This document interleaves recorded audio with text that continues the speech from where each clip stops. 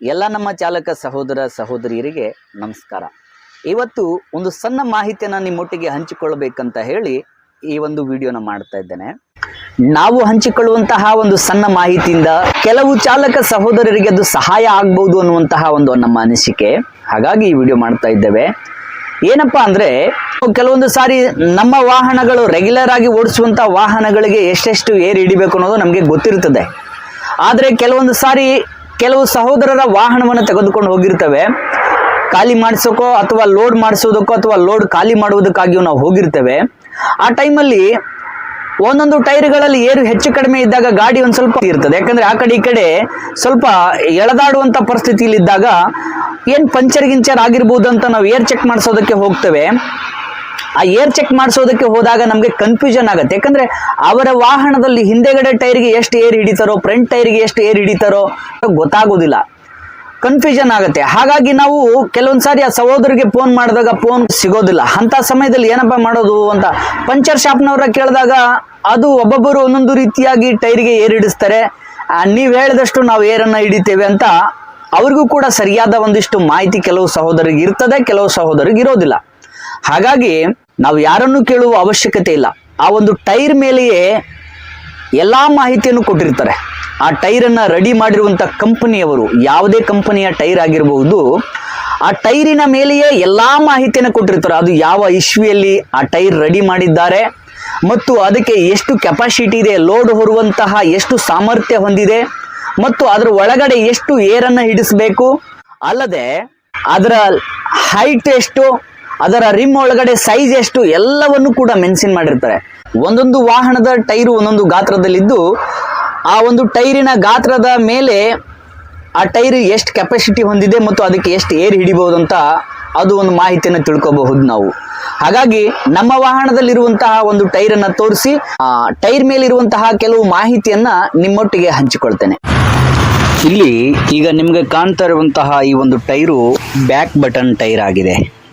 ಈ ಒಂದು ಟೈರಿಗೆ 16 PR ಅಂತ ಬರೆದಿದೆ ಮತ್ತು ಕೆಳಗಡೆ ಮ್ಯಾಕ್ಸಿಮಮ್ ಸಿಂಗಲ್ ಟೈರಲ್ಲಿ 3000 kg, ಮ್ಯಾಕ್ಸಿಮಮ್ ಲೋಡ್ ಡಬಲ್ ಟೈರಲ್ಲಿ 2690 kg ಅಂತ ಬರೆದಿದೆ. ಈ ಟೈರನ್ನು ನೋಡಿದ್ವಲ್ಲ, ಈ ಟೈರ್ ಮೇಲೆ ಇರತಕ್ಕಂತಹ ಮ್ಯಾಕ್ಸಿಮಮ್ ಲೋಡ್ ಸಿಂಗಲ್ ಟೈರಲ್ಲಿ 3000, ಮ್ಯಾಕ್ಸಿಮಮ್ ಲೋಡ್ ಡಬಲ್ ಟೈರಲ್ಲಿ 2690 kg ಅಂತ ಏನಿದೆಯಲ್ಲ, ಸಿಂಗಲ್ ಟೈರಲ್ಲಿ ಯಾಕೆ 3000, ಡಬಲ್ ಟೈರಲ್ಲಿ ಯಾಕೆ 2690 kg ಅಂತ ಅನ್ಕೊಂಡ್ರೆ, ನಾವು ಎರಡು ಪಕ್ಕದಲ್ಲಿರುವಂತಹ ಟೈರ್ ಮಧ್ಯದಲ್ಲಿ ಗ್ಯಾಪ್ ಇದೆಯಲ್ಲ, ಆ ಗ್ಯಾಪ್ ಜಾಸ್ತಿ ವೇಟ್ ಆದ್ರೆ ಒಂದಕ್ಕೊಂದು ಟೈರು ಟಚ್ ಆಗಿ ಉಜ್ಜುವಂತ ಚಾನ್ಸಸ್ ಇರುತ್ತೆ ಮತ್ತು ಹೀಟ್ ಜಾಸ್ತಿ ಆ ಟೈರು ಒಡೆದೋಗುವಂತ ಚಾನ್ಸಸ್ ಇರುತ್ತೆ. ಹಾಗಾಗಿ ಸಿಂಗಲ್ ಟೈರ್ ಇದ್ರೆ ಅದು 3000 kg ವೇಟ್ ಅನ್ನ ತಡೀತದೆ. ಅಂದ್ರೆ ಫ್ರಂಟ್ ಟೈರು 3000 kg ಅನ್ನ ಹೊತ್ತುಕೊಳ್ಳುವಂತಹ ಸಾಮರ್ಥ್ಯ ಹೊಂದಿರುತ್ತದೆ. ಬ್ಯಾಕ್ ಅಲ್ಲಿರುವಂತಹ ಎರಡು ಟೈರು ಒಂದೊಂದು ಟೈರಿಗೆ 2690, 2690 ಅಂದ್ರೆ ಅಲ್ಲಿಗೆ ಹಿಂದ್ಗಡೆ ಇರುವಂತಹ 4 ಟೈರು 10,700 kg ಹೊರುವಂತಹ ಸಾಮರ್ಥ್ಯವನ್ನ ಹೊಂದಿರ್ತವೆ. ಫ್ರಂಟ್ ಅಲ್ಲಿರುವಂತದ್ದು ಒಂದು 6,000 kg ಸಾಮರ್ಥ್ಯವನ್ನ ಹೊಂದಿರ್ತವೆ. ಆದರೆ ಆ ಟೈರ್ ಮೇಲೆ ಏನೋ ಒಂದು ವಿವರಣೆಯನ್ನ ಕೊಟ್ಟಿರ್ತಾರೋ ಅದಕ್ಕಿಂತ ಏನೋ ಒಂದು 10 kg 20 kg ಹೆಚ್ಚು ಕಡಿಮೆ ಹಾಕಿದ್ರೆ ತೊಂದರೆ ಏನಿಲ್ಲ, ಅಥವಾ 1,000 kg ಎಕ್ಸ್ಟ್ರಾ ಏನಾದ್ರು ಒಂದು ಲೋಡ್ ಅನ್ನ ಹೇರುವಂತಹ ಪ್ರಯತ್ನ ಮಾಡಿದ್ರೆ ಟೈರು ಒಡೆದು ಹೋಗುವಂತಹ ಚಾನ್ಸಸ್ ಇರುತ್ತೆ. ಆಮೇಲೆ ಇಲ್ಲಿ ಕಾಣ್ತಾ ಇದೆಯಲ್ಲ 10-0-20 ಅಂತ 10-20 ಈ ಒಂದು ಟೈರಿನ ಗಾತ್ರವನ್ನ ಮತ್ತು ಅಳತೆಯನ್ನ ತೋರಿಸುವಂತದ್ದಾಗಿದೆ. 10-20 ಟೈರ್ ಅನ್ನ ಈ ಒಂದು 10 ಮತ್ತು 00-20 ಅಂತ ಏನಿದೆಯಲ್ಲ, ಇದು ನಮಗೆ ಏನನ್ನ ಸೂಚಿಸ್ತದೆ ಅಂದ್ರೆ, ಈ 10 ಅನ್ನೋದು ನಮ್ಮ ಈ ಟೈರಿನ ಅಗಲ ಎಷ್ಟಿದೆ ಅನ್ನೋದನ್ನ ತೋರಿಸ್ತಾ ಇದೆ ಮತ್ತು ಈ 20 ಅನ್ನೋದು ಏನಿದೆಯಲ್ಲ, ಆ 20 ಅನ್ನೋದು ಆ ರಿಮ್ಮಿನ ಅಗಲವನ್ನ ತೋರಿಸ್ತದೆ. ಈ ರಿಮ್ಮಿನ ಅಗಲ ಅಂದ್ರೆ ರಿಮ್ಮಿನ ಸೈಜ್ ಎಷ್ಟಿದೆ ಅನ್ನೋದನ್ನ ತೋರಿಸ್ತದೆ. 10 ಅನ್ನೋದು ಟೈರಿನ ಅಗಲವನ್ನ ಸೂಚಿಸ್ತದೆ. 20 ಅನ್ನೋದು ಈ ಒಂದು ರಿಮ್ಮಿನ ಒಳಗಡೆ ರಿಮ್ಮಿನ ಸೈಜ್ ಅನ್ನ ತೋರಿಸುವಂತದ್ದಾಗಿದೆ.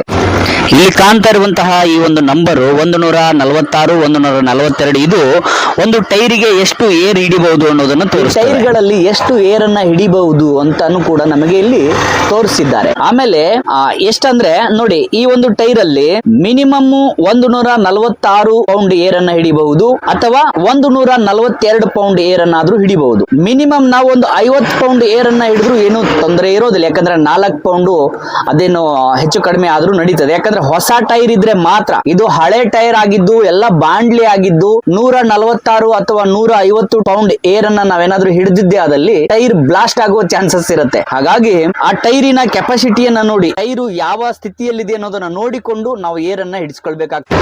ಆಮೇಲೆ ಇಲ್ಲಿ ಒಂದು ಬಾಣದ ಮಾರ್ಕು ಕಾಣ್ತಾ ಇದೆಯಲ್ಲ, ಈ ಒಂದು ಬಾಣದ ಮಾರ್ಕ್ ಮುಂದಗಡೆ ಈ ಒಂದು ಟೈರಿನ ಬಟನ್ ಇದೆಯಲ್ಲ, ಬಟನ್ ಮಧ್ಯದಲ್ಲಿ ನಾವು ನೋಡುವುದಾದ್ರೆ ಈ ಟೈರಿನ ಬಟನ್ ಮಧ್ಯದಲ್ಲಿ ಒಂದು ಮಾರ್ಕ್ ಇದೆ. ಅದೇನ್ ಮಾರ್ಕ್ ಅಪ್ಪ ಅಂದ್ರೆ ನೋಡಿ, ನಿಮಗೆ ತೋರಿಸ್ತೀನಿ ಇಲ್ಲಿ. ಅದು ಈ ಟೈರು ಎಲ್ಲಿಯವರೆಗೆ ಓಡಿಸಬಹುದು, ಈ ಟೈರ್ ಅನ್ನ ಎಲ್ಲಿಯವರೆಗೆ ಯೂಸ್ ಮಾಡಬಹುದು ಅನ್ನೋದನ್ನು, ಈ ಟೈರು ಎಷ್ಟು ಸವಿದರೆ ಈ ಟೈರಿನ ಚೇಂಜ್ ಮಾಡ್ಕೊಳ್ಬೇಕು ಅನ್ನೋದನ್ನು ಕೂಡ ಇಲ್ಲಿ ನಮಗೆ ತೋರಿಸ್ತಾರೆ. ಇಲ್ಲಿ ಕಾಣ್ತಾ ಇದೆಯಲ್ಲ, ಇದು ಈ ಟೈರಿನ ಒಂದು ಕೆಪಾಸಿಟಿ. ಅಂದ್ರೆ ಈ ಒಂದು ಭಾಗದಲ್ಲಿ ಇದೆಯಲ್ಲ, ಒಳಗಡೆ ಭಾಗದಲ್ಲಿ ಇಲ್ಲಿ ಇದು ಆ ಲೆವೆಲ್ಗೆ ಸವಿಯವರೆಗೂ, ಈ ಬಟನ್ ಆ ಲೆವೆಲ್ಗೆ ಸವಿಯವರೆಗೂ ಮಾತ್ರ ಇದನ್ನ ಓಡಿಸುವಂತದ್ದು. ಎಲ್ಲ ಪ್ರತಿಯೊಂದು ಡೀಟೇಲ್ಸ್ ಅನ್ನ ಈ ಒಂದು ಟೈರಿನ ಮೇಲೆ ಆಲ್ರೆಡಿ ಕೊಟ್ಟಿರ್ತಾರೆ. ನೋಡಿ ಇಲ್ಲಿ ಕಾಣ್ತಾ ಇದೆಯಲ್ಲ ಒಳಗಡೆ, ಇದು ಫ್ರಂಟ್ ಟೈರ್ಗೆ ಆಗಿರ್ಬೋದು, ಬ್ಯಾಕ್ ಟೈರ್ಗೆ ಆಗಿರ್ಬೋದು. ನೋಡಿ ಇಲ್ಲಿ ಹಿಂದೆಗಡೆ ಇಲ್ಲ, ಬಟ್ ಆದ್ರೆ ಆ ಒಂದು ಗ್ಯಾಪ್ ಅಲ್ಲಿ ಇದೆ, ಒಂದೇ ಒಂದು ಜಾಗದಲ್ಲಿ. ಅದು ಬಾಣದ ಮಾರ್ಕ್ ಇದೆಯಲ್ಲ, ಆ ಬಾಣದ ಮಾರ್ಕಿನ ಗ್ಯಾಪ್ ಅಲ್ಲಿ ಇದು ಕಾಣ್ತದೆ.